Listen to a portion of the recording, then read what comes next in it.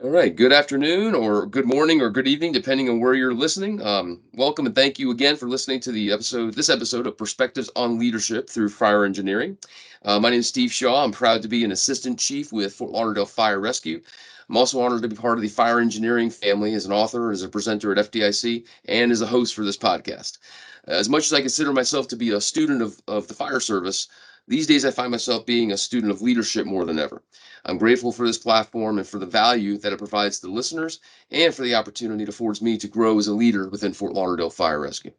Uh, During our last conversation that I had with Chief Halton, he mentioned how FDIC was a tactics conference, not just with firefighting, but with all things leadership, training, mentorship, etc. And no matter what we taught or presented or spoke on, we should be focused on the tactical ways for our listeners and readers to model or deploy these ideals in the real world. So in that spirit and that honor, I will continue to focus on these tactics as well as the concepts. So I want to always thank Chief Halton as we start these discussions. I continue to be fascinated by how our perspectives affect our abilities to lead. Perspective is the lens in which you view. It's one of those things where your perspective can also be the lens that other people view the world through as well. Call it what you will, mindset, viewpoint, angle. Perspective is a powerful tool in the toolbox of a leader. The goal for this podcast continues to be pretty straightforward. Take a concept or trait that we associate with leadership and take a deep dive down that rabbit hole. Our fire rescue service is filled with amazing leaders, and each have their own perspective on leadership. I want to pick their brains and allow them to provide as many tactical, immediately deployable takeaways as possible to the listener. I'm forever grateful to Fire Engineering and for Chief Halton for allowing me to have this platform, and I'm going to do my best to keep passing it on to my brothers and sisters as it was taught to me. So, vision.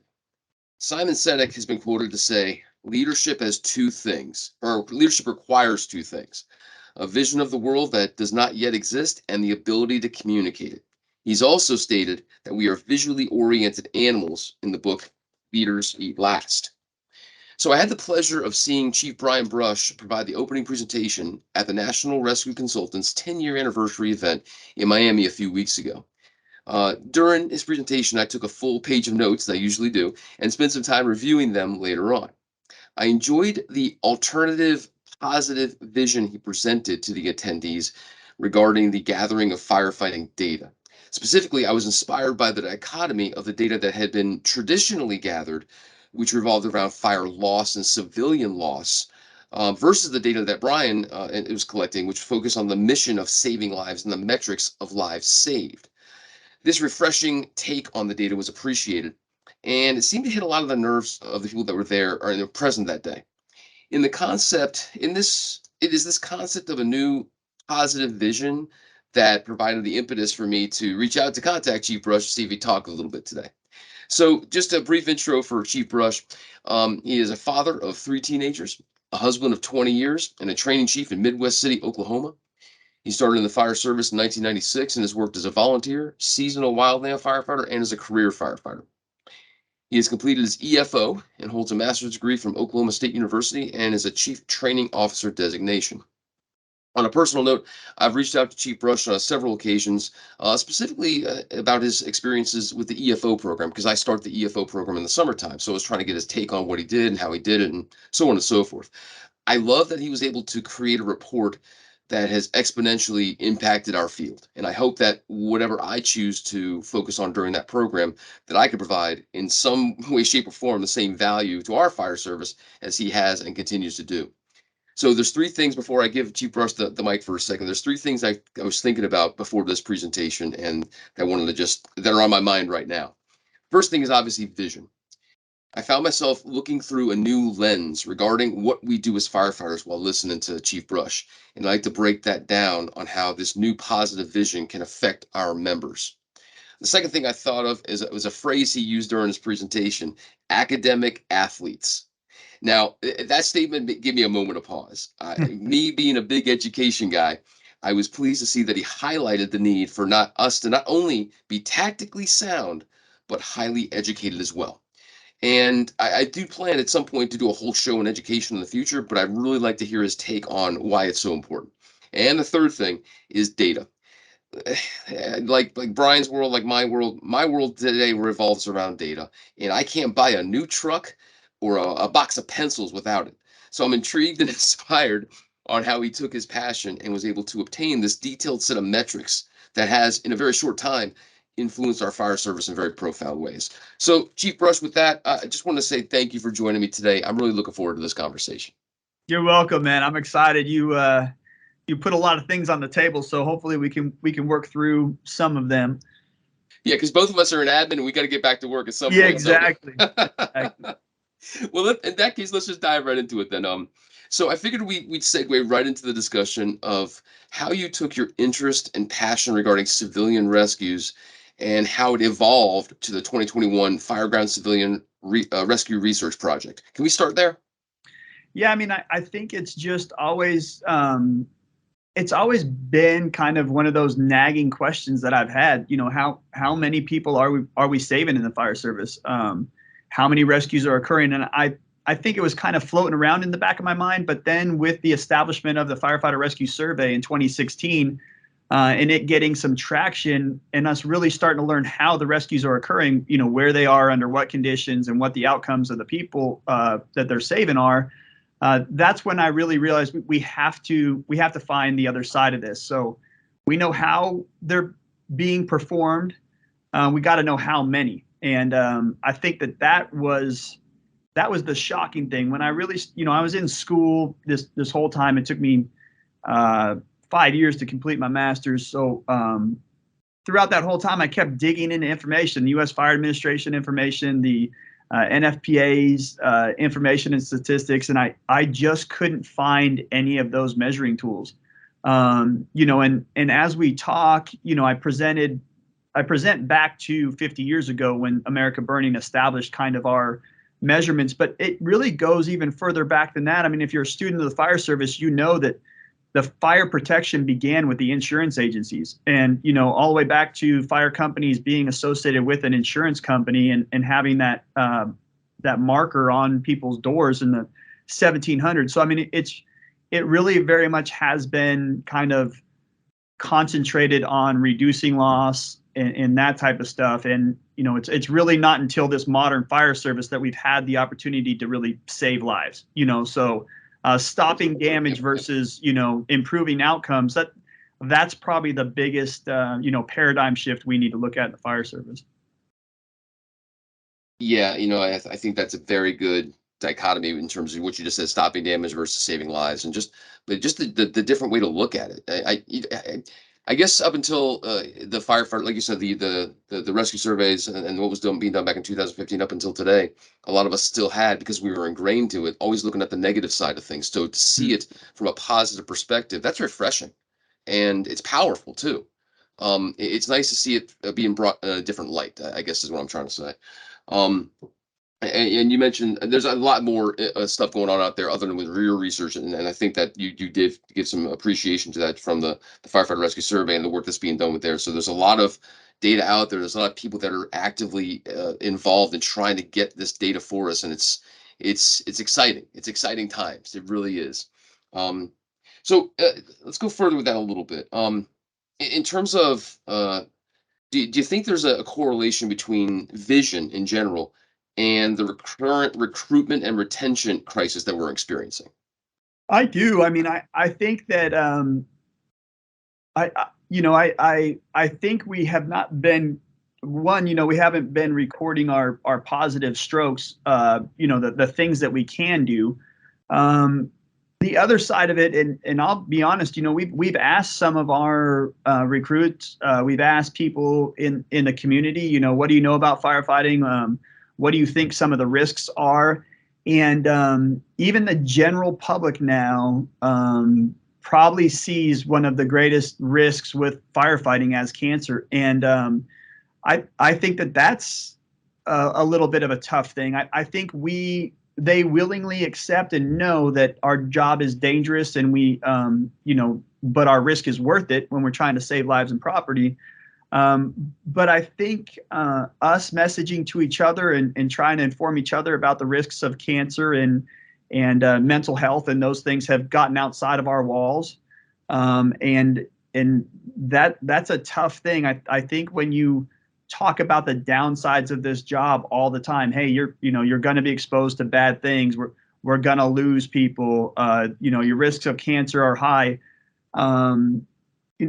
Those chip away at the will to do the job. The purpose of life is a life of purpose, and if you can tell people what they can do in our profession and what our profession provides them, very stable income, great camaraderie and environment in the firehouse. I mean, I think the positive versus negative communication is probably very far reaching, beyond our impacts on civilians. So it's tough. It's really tough. I know sometimes we try to, amplify our need by saying 3,500 civilians die in fires every year, but once again, that's something that's occurring day in and day out, whether we're in the firehouse or not. And I think that's really, again, something when we look at our national fire problem, when we back out from our community, I would venture to guess that 500 to 1,000 civilian fire fatalities every year occur in areas without an organized or, adequate fire service. And I think that that's something that, we try to lump the fire service together, but really the rescue survey, a rescue of a civilian by a firefighter is by definition means that a civilian was in danger and a trained, equipped firefighter with the will to make a difference intervened.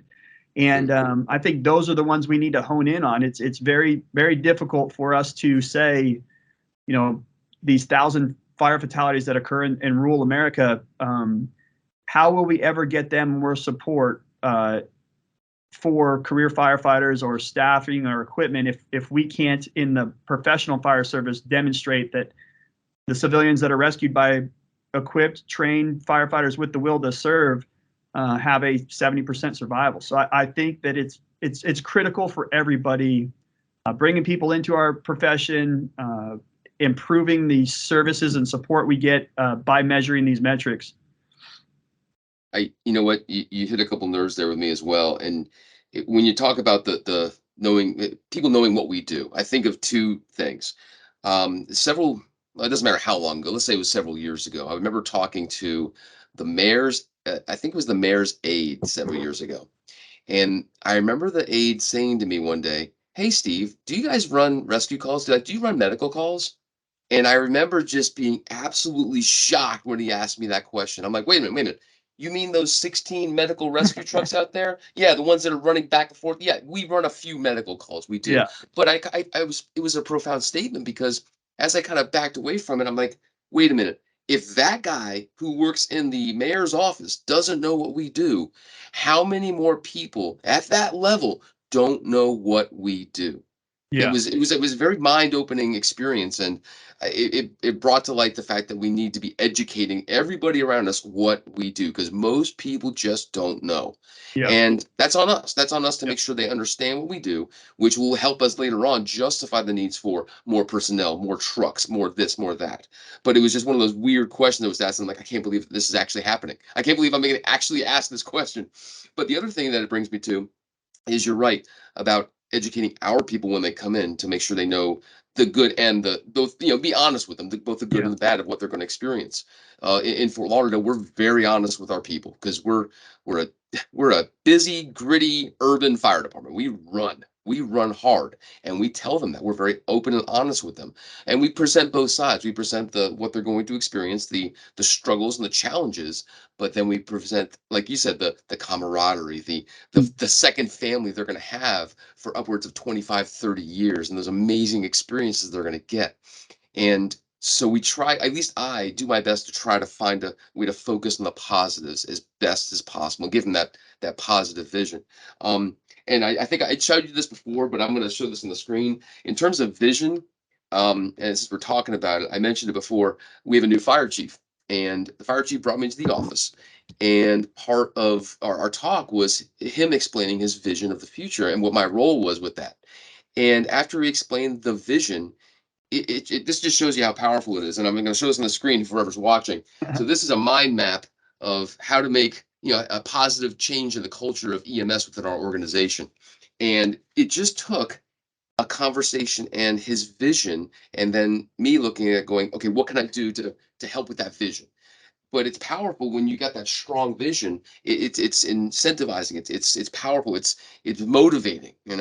So, but yeah, going back to some of the things you were saying, um, it, it's I really wanted to, and I'm glad we talked about that in terms of like providing that vision to the people around us at different levels, whether it's the firefighters and what the value they truly provide is, because it's easy to get lost in all the minutia. It's easy to get lost in the mandatories and COVID and then just the multiple calls. You get lost in the true value people provide. So I'm glad we talked about that. Um, so in terms of data, it's wonderful to see that how some of the numbers you've assisted in gathering are validating some of our tactics like VES. That was a big one for me. I can recall years ago the challenges we were met when we tried to explain to upper management why we should be considering like VES as more of a primary tactic and how the data now has validated it. So where do we need more work in terms of data, research, and metrics right now?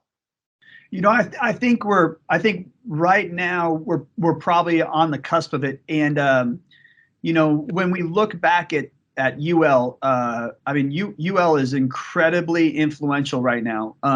When we step back, and again, I've been in the fire service for a while. I remember in 2005, the first kind of time that UL really came on my radar was when they put out the videos of the 1970s furniture versus the Oh yeah. modern furniture. Yep. And that, as crazy as that was, that's the first time we really witnessed fire dynamics in real time, beyond the power curve, beyond the graphics and the textbooks and stuff. That was a real time video.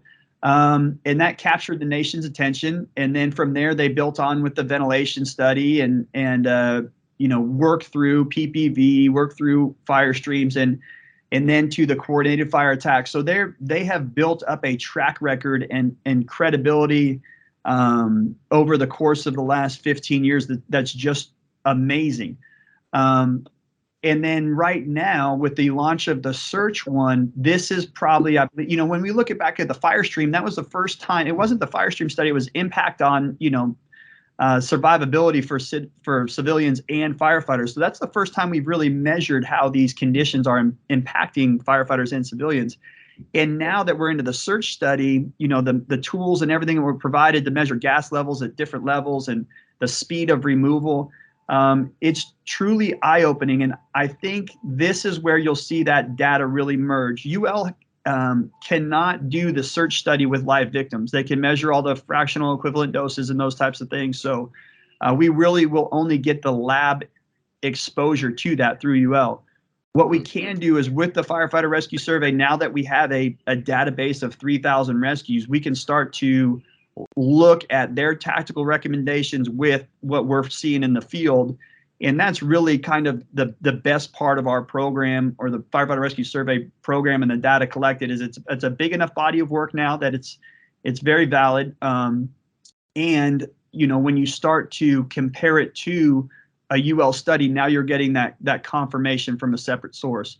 And that's really important to me, when you're researching, is to find different data sources, and where they overlap is, that's confirmation. They try to get you to, one term they use is triangulate, find 3 separate sources that have a common, finding, and that's true, really good confirmation of it. So, as far as victim locations, when you look at INFRS data and NFPA data on civilian fire fatalities, and then you look at firefighter rescue survey on the rescues, and then we start to consider UL, okay, behind a closed door in a bedroom versus the hallway. That's where you're really starting to triangulate things, and I believe that's where the new fire service will be. We've very much only had a single source of information, be it the experience of our members or the IFSTA textbooks. But now we're in a world where information is developing in real time in a very fast pace. We're able to access it and access other sources to confirm it and check it. And it's no joke. The fire service is more intense researchers than they've ever been before. Yeah, and that's exciting to kind of see all this come to fruition, and it's validating too to see like some of our, like I mentioned before, VES is my favorite example. When you see the results that the research has brought, validating that as a tactic in terms of finding victims, how can you deny it? It's powerful. And it helps, especially at our level, it helps the people that are above us who need or are craving those metrics to justify and to validate things that they put into a standard operating procedure or your protocols, your whatever your guidelines. They need that, and it's nice to be able to provide that. So we're definitely catching up, I guess. And I think that you mentioned it during your lecture too, how, and correct me if I'm saying this wrong, but something about EMS gets it. In other words, Yes. EMS has been gathering this kind of stuff for the longest time, and they're really good. We are really good on the EMS side of things in gathering those metrics and data and really helping those shape what we do out there in the field. I guess there's hopefully going to be, and it seems like there's that equivalent now happening and progressing with the fire side of what we do. It seems that way. Yeah, I mean, it's, of course EMS gets it. They understand that there's prevention, and then there's just the situation. We can certainly recommend that people are, eat healthy and exercise to prevent cardiac arrest. But man, like when a cardiac arrest occurs, we're still very focused on the interventions that can improve outcomes. And I mean, over the same course of time, the 15 years, cardiac arrest care has come a long way, and in fact, it's simplified. So, I believe that once the fire service starts measuring outcomes, we can understand our interventions that impact those. But until we measure outcomes, we can't we can't then look at the interventions that affected that. And I think that that's probably what you'll see the next evolution. You still use the term VES, I still use the term VES. But you look at the latest UL information, and they're calling it window initiated search. Searches need to happen at any point, at any time. So if you have a hand line going in the front door and you're able to search from the back door, we've dispelled the rumors about pushing fire if you have a straight or solid stream and it's targeted. So like once we develop all these, higher quality interventions, we can start to work them together. And to that end, the firefighter rescue survey last year, we started asking, by basically vent, enter, search, but did you search beyond the initial room? And we're starting to get data on that, and the outcomes are almost just as high for people that are found beyond the initial room. What that's telling us is it's a sound method for searching, because it also accelerates that removal to fresh air versus your traditional pathways, bringing them back through, and that will be validated by the UL research as well. So it's a very exciting time if you believe in putting your best foot forward and using the information that is best available. But it's going to be a very challenging time in that our traditional models and methods are going to be tested. But once again, we've accepted that in EMS. We will change drugs every year. We will change protocols every year. They're evaluated. We will seek out new opportunities just to see a 5% improvement in outcomes in EMS. Yep. But there's a whole lot more people bought into that system. There's, we're the EMS providers. There's the hospital systems. There's research. So we didn't have a lot of that kind of infrastructure until today, or in the last 15 years. UL, the more they can demonstrate the education of the fire service, the evolution of the fire service, the more funding they will get. We just need to, on the operational side, show that is having an impact on our victims' outcomes. Yeah. Okay.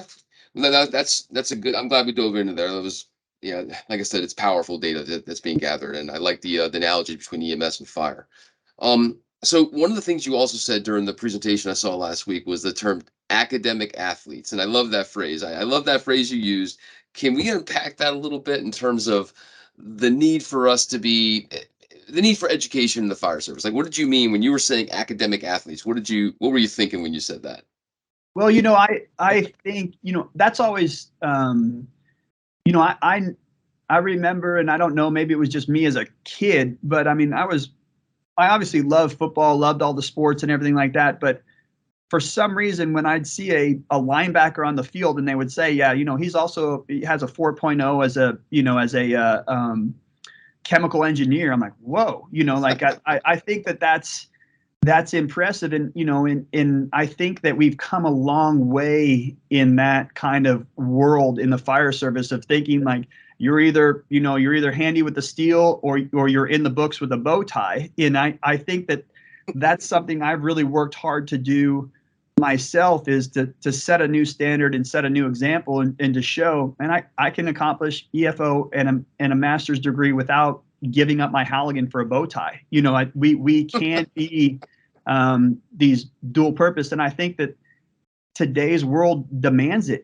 I think that if you are purely reliant on experience, then you're that player on these NBA and NFL teams that just never mixes. You're that talent only player that we all love to have on the field, but does not work out well in the locker room. Has off field problems, never meshes with the system, challenges the offensive coordinator. So I mean I don't know how to articulate it, but when you're seeing, in the NFL, them using analytics to determine if they're going for it on fourth down and all, like, the world has just shifted. You have to be tremendously prepared, fit, willing, and able. But you have to have a much deeper vault of knowledge to pull from those quick decisions. So, and I think that's the thing is, fire dynamics is very, we need to be dynamic in our thinking, dynamic in our performance. And I know, from talking with powerlifters, some great stuff through CrossFit back in the days with Coach Bergner and stuff. I mean, powerlifters, they've been demonstrated to have higher cognitive abilities, and it's just because of that attention and form and function, and then what improved health does to your body. So again, like that's a whole nother rabbit hole of how fitness and function can lead to higher mental performance too. So. Yeah, it's I guess it's nice to see out there in our field people taking it like not only a step above but going to the extreme in some cases. You have some guys out there with doctors in education. There's a lot of PhDs and EdDs Yeah. out there in terms of in the fire service. Whoever thought? There's a lot of advanced level practitioners out there in terms of PAs and nurse practitioners and advanced level nurses. Who would have ever thought? We're really stepping out. So it's nice to see that the opportunities are there for us. And a lot of times with our departments, we have the ability to have educational reimbursement and whatnot. Why not? Yeah. And like you, for me, the reason I went to get my master's is because they never taught me how to be an admin guy. I had to learn it, and I figured let me just go to the extreme so I could be the best admin guy that the department needs me to be. Yeah. I never thought I was going to go be in that in days. Never thought I was going to get my MBA for God's sake, but I needed it, and it helped me be better at what I'm doing now. But it's nice to see that there's more of an acceptance of advanced level education, whatever that looks like. And not that everybody needs it. I'm not saying everybody needs something like that, No. but it's nice to see there's more of acceptance of it. And I And think that, I think that some of that is just professional expectation. I mean, like, my wife works in the schools, and a teacher has a bachelor's degree, and a principal or a superintendent has a master's degree, So I mean, that's kind of the way I see it. I'm a chief of a training division that oversees 85 members. Some of those members are instructor two, some of those members are instructor one. I mean, truly at this point, I'm running a small school setting professional development plans and standards. And I mean, I should be held to the kind of that same thing. I would hope that people target their officer development programs with that kind of associates, model through FESHI or whatever it is. But I mean, that's, again, education isn't a requirement, but it should serve as a model, just as I'm saying EMS is a model for our outcome performance. The educational system should serve as that model for our personal and professional development. I don't think a bachelor, I don't think a battalion chief needs a master's degree, but my world, as a training chief of a ISO class 1 department of this size, I would definitely be bumping up against it. I'm on the same page. I'm glad we're having this discussion and people are listening, because it's important, and it's important that and whether you glean from that just notes on organizational development or how to be a better manager or leader, or your technical writing improves. Those are big things, especially at our level when you're talking to city officials and elected officials and the corporate world out there. So, okay, so let me ask you this. Chief Holton reminded me that FDIC is about tactical takeaways. And I'm glad we had that last talk together because it really kind of set something in my mind going forward about, the tactics, the deployable things, the nuggets that were taken from this conversation and others.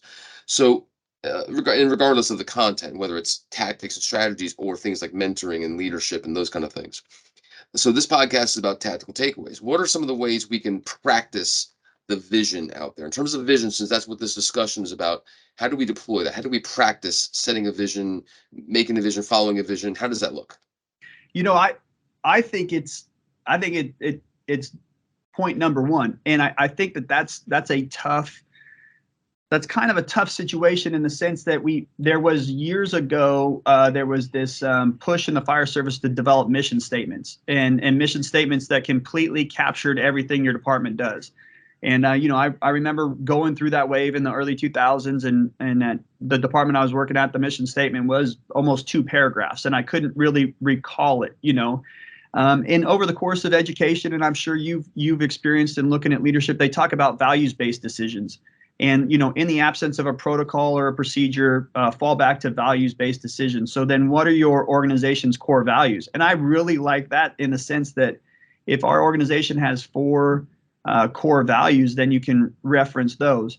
When I was interviewing for my job here at Midwest City Fire Department, I sat down in headquarters and I looked at the wall, and the vision statement was on the wall. The department vision statement was, "We shall be mentally and physically prepared to take bold and aggressive actions in the course of our mission, or in the execution of our mission." And I thought, man, that's amazing. I mean, that's where it should all start. In the absence of a policy or procedure, as long as I'm thinking and acting in a bold way, an aggressive way to intervene when the problem is small, in the execution of our mission, which is to save lives, protect property, it applies to our prevention division. It applies to admin. It applies to the shift. So I think that if I had a takeaway, it would be define your vision. And that, fortunately, I work in a place that has an organizational vision. But I mean, right now you're showing an example. Your first step following the meeting with your chief was for you to set a vision for your division, a vision for you as the head of that. If we don't know, what we're shooting for, then everything below that becomes disorganized. So, I mean, that mind map that you had, the center was, the vision, and all those other things are the pathways. And, I talk about tactics, it's a tactical takeaway in the sense that that's where we should all start. What is my vision for the training division? What is my personal professional development vision? What is our organization? All that, and then you build from it. So essentially, it's the strategy that you're choosing. So while it's a tactical takeaway, and I'm saying, hey, today, sit down, figure out your vision for yourself, your division, and your organization, it truly then becomes the strategy by which you make sure your tactics and your tasks all line up and down. Yep. That's powerful. And yeah, I used that example before because it was powerful to me. And since we're talking about tactical takeaways here, one of our new programs we started over the last year and a half was a mobile integrated healthcare program. Mm-hmm. And most of the time, in terms of optics and having a visual, so when people come up to me from the city or the department and say, "What is that?" I usually have an elevator speech ready to go. I tell them, well, we have operations, we have logistics, we have EMS, we have training, but we also have fire prevention. And fire prevention does investigations and building inspections and all that kind of stuff. I go, think about this program as the Emergency Medical Prevention Bureau. Yeah. And I when I say that and I look at the people that I'm talking to, they're like, oh, because it provides them a vision, a visual. Yeah. So they can start. And I used to tell them, let's start there. Let's start right there with that vision, and then I'll explain more. But at least they have some place to start from and go from there. So, okay, so let me dive, and I know we're getting close to, I don't even know, 40, 45 minutes. I'm not sure even where we're at. We try to go to an hour or so, but wherever we go, we go. In terms of the leadership traits, this podcast is a deep dive into different leadership traits. And today we're talking about vision, but from your perspective, what are the greatest traits of a leader? One or a few, when you think about those traits of a leader, where does your mind go to?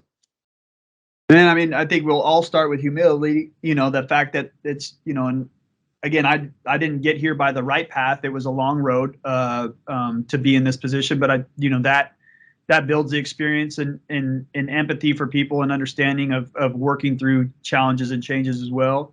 I think, you know, the willingness to be a student, the homework that you put in, like, I mean, that's one thing. People, you know, may disagree with changes, but when they see how hard you've worked to understand the concepts, demonstrate the value, support it with documentation, that's where it really gets to be like, okay, this guy does care about setting us in the right direction. You know, I think we can all just continue to go down the list of leadership traits, but you brought one up this morning, that, you know, one of the most powerful leadership tools is trust. And, you know, that Stephen Covey line, trust is the highest form of human motivation. I mean, if you as a leader extend trust first, it is most likely to be reciprocated. You know, you come into an office and you say, hey, just trust me. That person is thinking, well, you know, I don't know if I'm going to give it to you until I see it from you. So trust is a very first step of putting skin in the game as a leader. I hear that. Um, so this has been far my favorite question to ask people. So, what are your concerns in today's fire service? Does anything keep you up at night? It does. I mean, I think it's drift. I think it's you know, drift away from doing what's best for our victims to portraying the fire service as victims. You know, I mean, we have a lot of efforts into protecting our mental health and protecting us from occupational illness, and I agree with all those things. But at the same time, that enthusiasm and effort cannot be disproportionate to those who we go out and serve, and that's a very challenging thing. Also, just the messaging of, you know, people die in fires whether we're there or not. Like, we have to, as you talked about, shift to positivity and what we, you know, what the return on our investment is. When we train hard, when we perform to these levels, these are the outcomes. When we are physically active and eating healthy, those other risks go down of all this type of stuff. Our mental health will be better if we take care of our physical health. So I struggle with that. Probably the biggest is the fire service exists for victims. We need to be very careful of playing the victim. That's actually a very profound statement, and I love that you went there in terms of well, not only the positive and negative viewpoints, but portraying ourselves as victims. That's something that, as we lend this conversation, I'm going to be thinking about going forward. You know, that's something going to be something that I look up and kind of just ponder over as on my drive home today at some point. But you're right. I'm glad we're talking about this because I think we're doing a good job in balancing the viewpoints and the mindsets of what we're looking at things for. We can look at it negatively, or we can look at it positively. And the data we started with was just that. You know, you've gone, and many have gone from taking what has traditionally been a negative viewpoint. In other words, victims lost, loss of life, loss of property, to what we're doing now and trying to see the positive side of that. How can we save? How can we positively impact? And I think about that too, in terms of, you know, all the stresses that are placed upon our people. And a lot of times it's easy for them to lose sight of the value they truly provide. And it's frustrating because we know our people are doing so many amazing things out there, and yet they just get caught up in whether it's the gossip or the busyness or the stuff they can't control, Mhm. and they just start going downhill. And trying to keep them motivated and keep them positive and showing the people that actually they do provide this ridiculous amount of value, that's hard. It Yeah, takes a lot of energy, man. yeah. But And yeah, I mean, maybe that's the biggest thing. I mean, like, maybe that's something we need to recognize now is in this recruiting and retention issue. Like, man, there's no. I mean, our employees are more valuable than they ever have been. We are asking more of them than we ever have. On the mental side, on the physical side, on the performance side. I mean, at some point we must recognize that like that the inflation of the value of firefighters is far outpacing the 8% of the economy. So right. No, but you're right. I think about that a lot. And as a training and EMS chief, I see that the work that they have to do just in their first year And I look at that, I'm like, oh my gosh, this we're asking a lot of these folk. And we expect a lot from them. We demand a lot from them. The citizens demand a lot from them. So, going off on a little tangent here, that's why we developed kind of a mentoring program within Fort Lauderdale Fire. I didn't invent it, one of my cohorts did, but it's almost like we can't not have a mentoring program. We can't not have that extra layer of someone to attach to that person their first year, just to see how they're doing. How are things going? Do you need any help studying? How are things progressing on shift? Did you have any bad calls? You almost have to have that. There's no option for it because of all that we're putting on them. Mhm. So it's also maintaining that balance and just try to make sure that they want to stay here, that this is the right path that they chose, and that this glorious thing that we all know what it is isn't foreshadowed or eliminated from all the stuff that they see from looking at it in a negative way. Um, but yeah, I share your concern there in terms of the way we look at things and not portraying ourselves as the victims. You're right. Yeah. Um, so for future podcasts, I always ask this to the people that are on the show. What areas do you think firefighters want to hear more about in terms of the stuff we're talking about here? What's the pulse out there from your experience? Because you travel a lot, you teach a lot. What do our firefighters out there want to hear more of? Well, here's again to play on that last one. I know that there's things that they want to hear more about. I'll tell you the things that I think they need to hear more about. And I think we have been pushing again, firefighters wanting to learn more about cancer and wanting to learn more about mental health issues. And unfortunately, I think that most of those conversations are centered around the effects of cancer in the fire service, the exposures, our rates, our losses. Same thing with mental health. Here's the toll it takes on us. Here's our suicide rates, all those types of things. But once again, we're not looking at the positives of it. Most fire departments have in their contract a physical fitness hour. Our guys are provided in contract an hour to work out every day. I mean, that is Wow. prevention. Like if we believe in prevention in the fire service, like you said, EMS prevention, we need to have firefighter prevention, and that's injury reduction through physical fitness and prehab. That's good mental work through achieving goals in the weight room and on the treadmill, eating, not chewing. That's recreational cancer. It gets confused with occupational Mhm. cancer because oftentimes we have presumptive cancers. So I would love for an exercise physiologist to come in and explain, hey man, the more physically active you are, the more mentally fit you are. Like this creates the armor that we need in our fire service for all these things we're exposed to. A great diet, a great sleep schedule off duty, a regularly structured physical fitness environment. Those are the things that build up our ability to cope in so many other areas. And it's interesting you mentioned like things like a physiologist or a specialist coming in. A lot of times we'll have those conversations with each other, but if we say it, sometimes it's not reflected as a specialist or a person who's in that field and does studies on that and that the subject matter expert Yeah, sometimes. And it's frustrating. Like when I was a nurse working at the hospital, I can be given discharge instructions to somebody. If I'm saying I'm the nurse, they want to hear the doctor say it. It's the same yeah, thing. We're going to yeah, tell them the same thing, yeah, but it's coming from a different person. But you also mentioned the armor. That's a powerful thing to walk away with too here in terms of everything we're dealing with and the stresses that we're exposed to. I like that analogy of the armor that we have on protecting us and balancing that because my wife, for example, she's a psychologist and she did some studies on firefighters for her doctorate. And one thing we talk about sometimes is the fact that she says, we don't cope very well.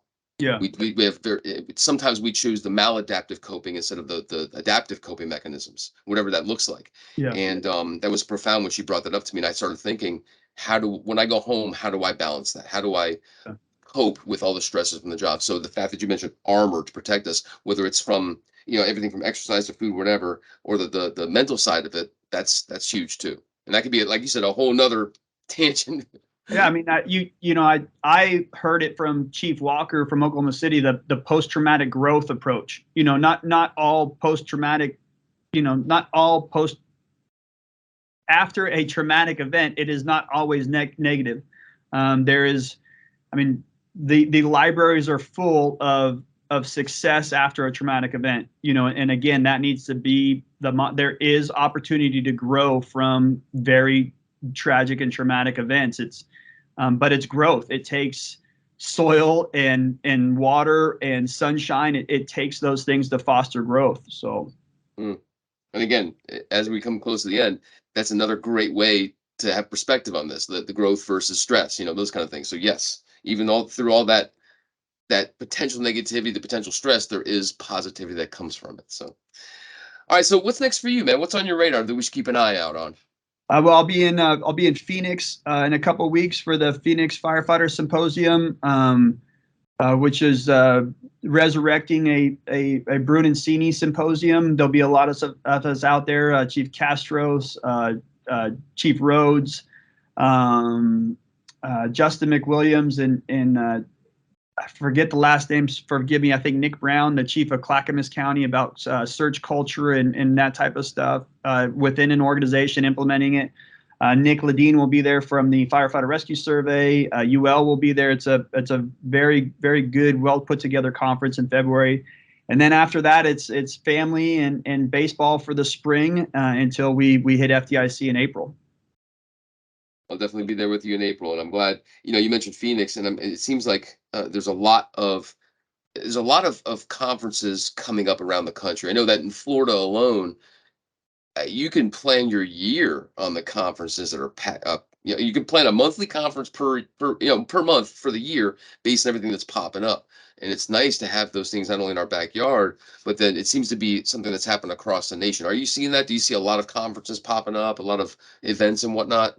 Yeah, and I think it's valuable. I think the again the expansion of access to information is that there's the small percentage who is accessing the UL information online or a YouTube video from this instructor, or they go out and see it at a conference. But it's the proliferation of them in the local areas are those people who have sought out that person and want to bring it back to their community. And I can't say enough about that. We all have busy schedules. We all have other commitments, and when we can bring in these outside resources to our area, it's amazing. We all know that it's very difficult to send a person to a training when it comes to time off and backfill and hotel and travel and all that type of stuff. Well, that's one person. We can bring that one person in and impact our entire organization. And I think that's be it bringing an instructor in your organization or through a fool's group or any other entity, bringing it to your area. It's a great thing. It's creating churches all over the country. So it's great. I love that. Okay, so the last question I got for you. In terms of the data that you've been collecting and whatever, and once again, I think that you've inspired a lot of people, not only for the conference you go to, but just on how you're able to take a passion and translate it into something that we all can use. And I for one, definitely appreciate that. Are you continuing on that path? Are you doing some more research, or are you kind of taking a break from now? Are you supportive in nature? What does that look like for you in the future? The Fireground Rescue Civilian Rescue Research Project was a short period of time. It was very intense. Took a lot to put together. It's a example of something that the fire service is lacking. It's the research. The purpose of the research is to address a knowledge gap. I'm not in the position to continue that. Hopefully, somebody does. The upside is that sparked more interest in the firefighter rescue survey. So we are collecting more in that process, and that is ongoing. That is less labor intensive because it's a computer process. So I would like, again, it's motivated me through all these courses to do more research, but at the same time, I have to do research just internally for my own department on best practices and these types of things. So I'm busy right now with enough other things on the plate. In time, I don't know whether I'll pursue something through the Naval Postgraduate School or a PhD program or something like that. But I need a little bit of time to concentrate on being a training chief at Midwest City Fire Department and getting our training center up and running and bringing those resources back here to our community after having exercised a couple years here of getting out. So that's the whole target. You know, my fire chief supported me going out to a lot of these conferences and taking our guys. As soon as we get our facility, the plan is to flip the switch and commit that budget money towards bringing things here. Gotcha. Gotcha. All right. Well, any final words? Any last words for the end of this podcast? No, thank you very much, man. I appreciate it, and I think that it's important to get active white shirts in front of people through podcasts like this, and let them know that, man, when we're in the office, we're still figuring it out. We're still learning as we go. We don't have all the answers, but these conversations between you and I, and us challenging our thought processes will hopefully make us better fire chiefs for our members. That's the hope. All right. Well, once again, thank you so much for joining me today. This has been phenomenal conversation. I think that there's a lot of, in Chief Holton's word, tactics to take from it. I know I have a bunch of work to do going forward as well. So, but thank you so much, Chief. It's been an absolute pleasure having you today. Thanks, buddy. So as we end here, just as a reminder, FDIC is coming up in April, so hope to see a lot of you there. And once again, just as we leave here, just remember FDIC and these podcasts are tactics driven. We try to get the tactics out there for you to walk away with some things that you actually use during your day to day. So thank you, Chief Brush, much appreciated. For everybody else out there, thank you for listening, and once again, much appreciated. And we'll hope to see you next month, second Friday of the month. Have a wonderful day, everybody.